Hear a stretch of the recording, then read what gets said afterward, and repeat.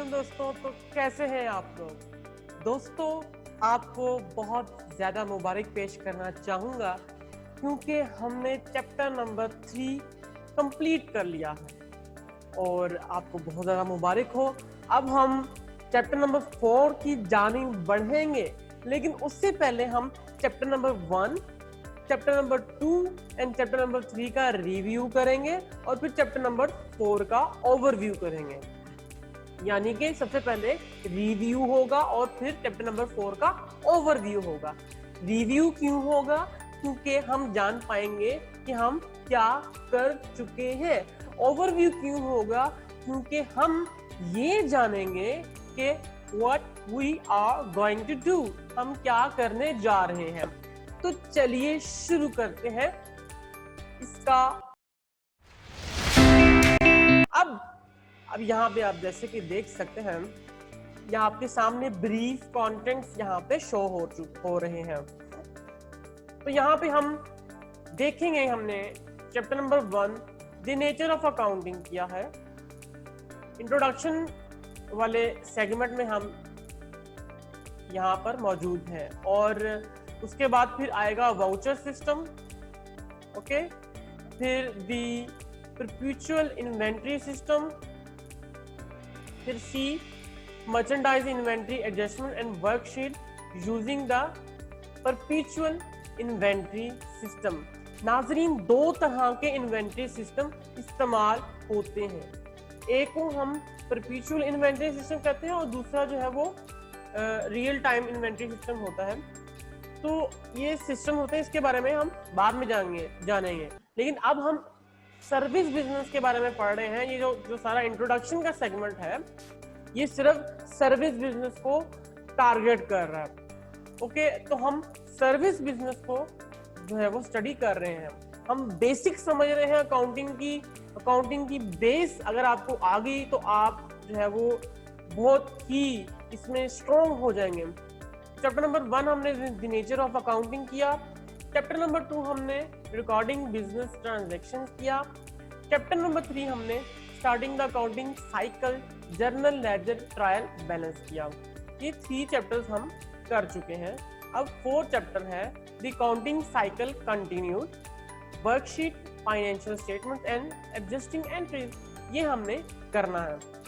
तो 1 bye 1 chapter हम जाते हैं और उसका ओवरव्यू लेते हैं। तो कंटेंट्स की तरफ जाते हैं।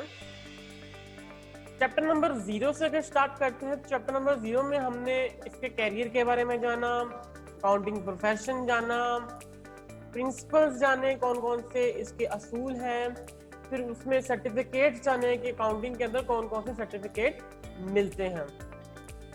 फिर चैप्टर नंबर 1 के अंदर हमने द नेचर ऑफ अकाउंटिंग के अंदर हमने जाना अकाउंटिंग किसे कहते हैं, कौन कौन इस्तेमाल करता है।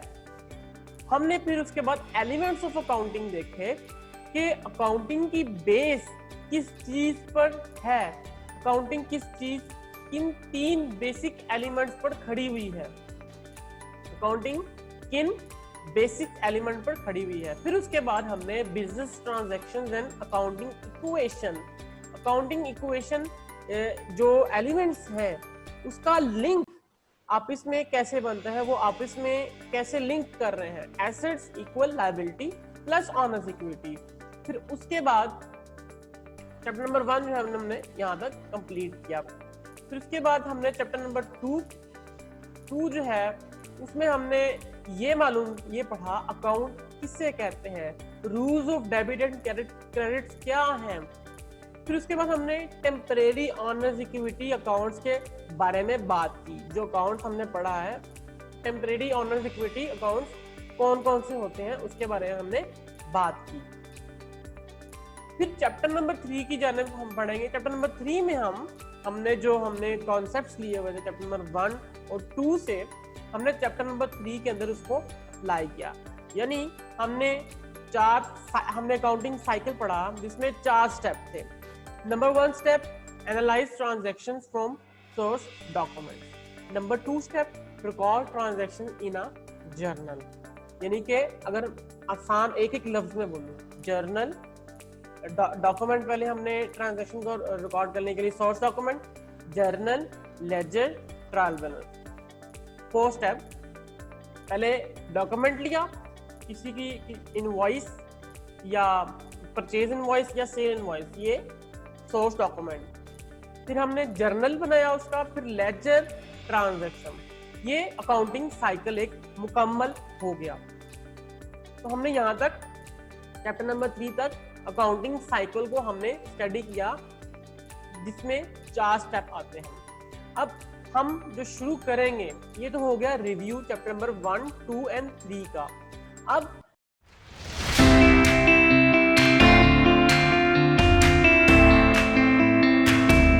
चैप्टर नंबर 4 की जानिब हमने बढ़ना है। चैप्टर नंबर 4 से जो है वो काउंटिंग साइकिल और कंटिन्यू होता है। काउंटिंग तो 4 स्टेप है, काउंटिंग साइकिल के कितने स्टेप है? 4 स्टेप है। लेकिन क्या है कि 4 स्टेप तो कंप्लीट हो चुके हैं, लेकिन हमें प्रॉब्लम ये पेश आती है जब हम कोई भी सप्लाईज खरीदते हैं। फॉर एग्जांपल, अगर मैंने अपनी बिजनेस में सप्लाईज यूज करता हूँ या कोई रस्सी बांधने के लिए यूज करता हूँ, मतलब बिजनेस में काम आती है, तो जब वो कंज्यूम होती है, फॉर एग्जांपल जो बांधने वाली रस्सी होती है जिससे सामान को बांधा जाता है, ठीक है, वो एक दफा मंगवा लेते हैं हम।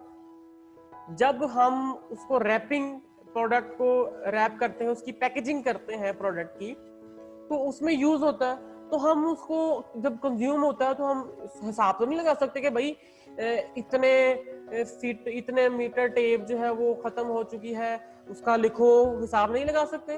ठीक है, हम क्या करते हैं, हम जब खत्म होने वाली चीज होती है, फॉर एग्जांपल हम बोलते हैं देख क्या यार, ये अपना अली जरा देख क्या, जरा वो जो रस्सी है वो कितनी रह गई, साजी 2 पीस रह गए जी, 2 पीस रह गए थे। फिर हम देखते हैं, हमने मंगवाए, हमने सोर्स डॉक्यूमेंट देखा, हमारे पास पहले कितने थे, 50 थे, ठीक है, जिसमें से रह गए 2। खर्च कितना हुए, कंज्यूम कितना हुए, 50 थे, जिसमें से रह गए 2, 48 जो है वो हमने कंज्यूम कर ले। तो ये क्या है, एडजस्टिंग एंट्री, इसे हम बोलेंगे, जो मंथ के लास्ट में हम एडजस्टिंग एंट्री जो है वो डाल देते हैं कि भाई जो है वो ये चीज इतनी रह गई है, इस चीज का इतना एक्सपेंस हो गया, ठीक है, ये एक्सपेंस हमारा इतना हो चुका है। फिर वो मंथ के लास्ट पे उसको काउंट करते हैं। उसको साथ साथ जो है वो मुश्किल होता है कि साथ साथ उसको नोट करना कि कितना कंज्यूम हो चुका, कितना हमने इस्तेमाल कर लिया है। तो ये चैप्टर की जरूरत इस वजह से पेश आई है कि हमने एडजस्टमेंट करनी होती है, वर्कशीट बनानी होती है एडजस्टमेंट करने के। फिर उसके बाद क्या है, हमने जब ये साइकिल मुकम्मल हो जाता है, मंथ के लास्ट पर अगर तो आपका मैनुअली सिस्टम है तो मैनुअली आपको मंथली रिपोर्ट्स बनाना पड़ेगा, लेकिन वो मैनुअली में बहुत मुश्किल होता है मंथली रिपोर्ट्स। आजकल जो सॉफ्टवेयर यूज हो रहे हैं, फॉर एग्जांपल अगर मैं बात करता हूँ, जो बड़ी इंडस्ट्रीज सॉफ्टवेयर यूज कर रहे हैं उसमें सैप है, एसएपी, ओरेकल है।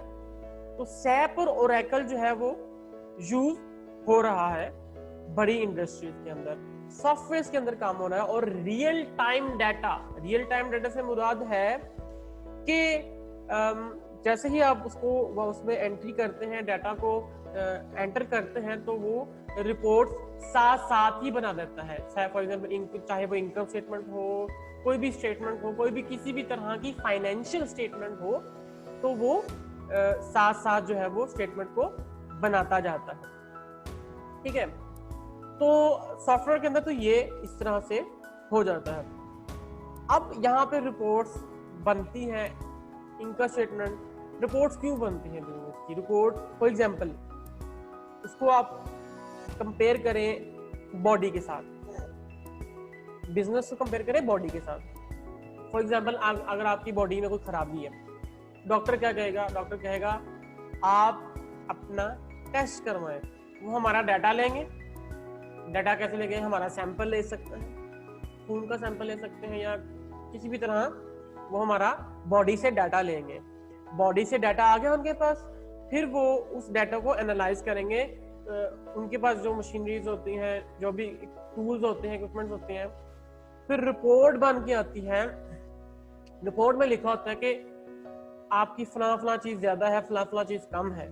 तो आप जब रिपोर्ट दिखाते हो डॉक्टर को, जी डॉक्टर साहब ये रिपोर्ट है मेरी, डॉक्टर कहता है दवाई लेके दे देता, लंबी ही चिटना आता है, हाँ भाई तुमने ये खाना है, तुम्हारी बॉडी के लिए। डॉक्टर को कैसे मालूम पड़ता है? डॉक्टर को मालूम ऐसे पड़ता है क्योंकि उसने रिपोर्ट देखी होती है। इसी तरह बिजनेस कैसा जा रहा है, उसके लिए खास रिपोर्ट्स होती हैं, उन्हें हम फाइनेंशियल स्टेटमेंट्स कहते हैं। तो उन रिपोर्ट्स को देखकर हमने जो है वो डिसीजन मेकिंग करनी होती है, फैसला साजी करनी होती है कि हमारा कारोबार, हमारा बिजनेस आगे इसको कैसे हम बढ़ा सकते हैं, हमें कितना प्रॉफिट हो रहा है या प्रॉफिट हो रहा है या लॉस हो रहा है, या हमारा कैपिटल कितना, जो हमारी इन्वेस्टमेंट थी उसमें कितना इजाफा हो रहा है, या हमारे शेयर होल्डर को कितना शेयर मिलेगा, या हमारी जो रिकवरी है वो कितनी हो रही है, या हमारी जो लायबिलिटी है वो कितनी है, जो हमारे अकाउंट रिसीवेबल है वो कितने हैं। तो इस तरह से जो फाइनेंशियल स्टेटमेंट है वो सारा बिजनेस का जो है वो ओवरव्यू बताती है। वो बताती है कि अच्छा तुम्हें ये वाली दवाई चाहिए, बिजनेस को कहती है तुम्हें क्या ये वाली दवाई चाहिए। रिपोर्ट जो अकाउंटेंट होता है वो रिपोर्ट पढ़ता है, वो एज अ डॉक्टर होता है, जैसे डॉक्टर है ना, अकाउंटेंट को एज अ डॉक्टर लें। डॉक्टर क्या करेगा, डॉक्टर रिपोर्ट पढ़ेगा और दवाई लिख के देगा उसके लिए।